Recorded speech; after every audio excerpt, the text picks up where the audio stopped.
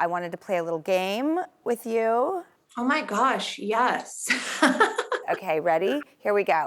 Okay, so is it true or false that you stole your mother's Range Rover and then drove it somewhere?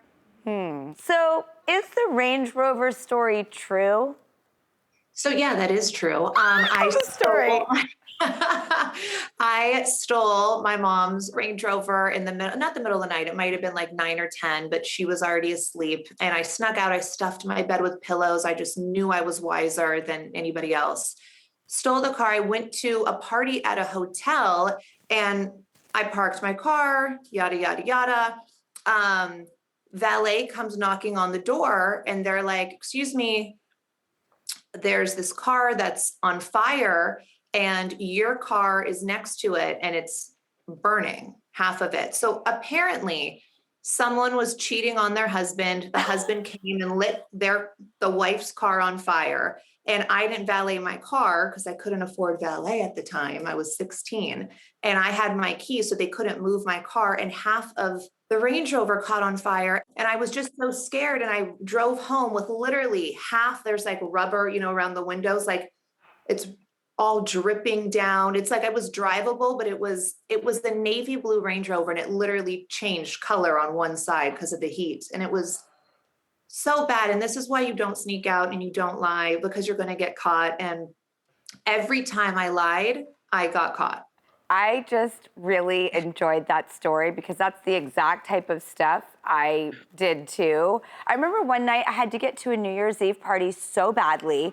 We were on the Sunset Strip and my car got locked in a parking lot, like a full big gate, like someone had just shut it and locked it. And I was like, you know what? I'm just gonna drive through it. And so I kept ramming into it and it sort of went up instead of like blowing open. And then it was like halfway. And then I just kept going back and forth and ramming to it. And then at some point it was like a movie set. Like all these people were on Sunset Strip, all the rockers, like celebrating New Year's Eve, and they were cheering me on like it was almost Famous movie, like Super Cameron Crowe. I was like Billy Crudup, like, I'm a golden god, like jumping into the pool. It was totally that moment. And those are the moments where I just want like my kid not to be such a ding dong. So of course, when I saw that Range Rover story, I was like, oh, you're Twins. yeah, exactly.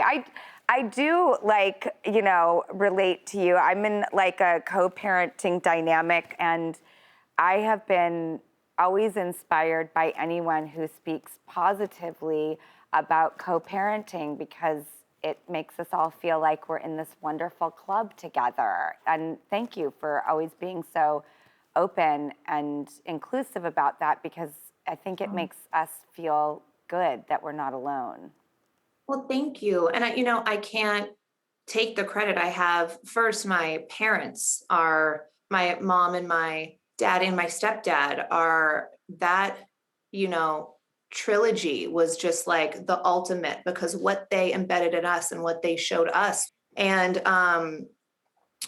I don't think I understood how mature and respectful and loving my three parents were until you put yourself in a similar situation. And my dad and my stepdad were, I'm sure it definitely wasn't easy at first. The first couple of years, I don't even know if they spoke to one another, but we didn't know that because they never talked poorly about one another to us. But I know it was, of course, a challenge for my mom to remarry. And I'm sure for my dad, it was a challenge, all of that. But then eventually my dad would come over once a week for family dinners, and my dad and my stepdad would play golf with one another about once a week. And my dad was over every Christmas. And so I have them as examples. And then I have my sister Courtney and I still call him my brother Scott, and so many great examples that I don't think we allow one another to do anything less, and we get to learn from one another. And of course, there's days that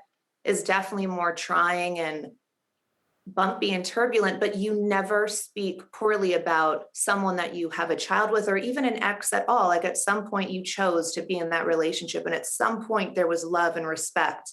So why can't we at least find a common ground somewhere? Everything you're saying, I'm hanging on every word. Now, I had my two daughters because I felt this karmic duty, this destiny I wanted to create for them. Like, I never had siblings and I always idealized them so much. And even when they fight, I'm like, whatever, they're siblings. Because all my friends were siblings growing up. Is it true that you want to have a sibling for true? I do. I do want to, I have so many brothers and sisters. So I do want to have a sibling for true. With the world of COVID, I've been doing, IVF and all that kind of stuff. And it's been more challenging in a quarantined year, but I definitely do.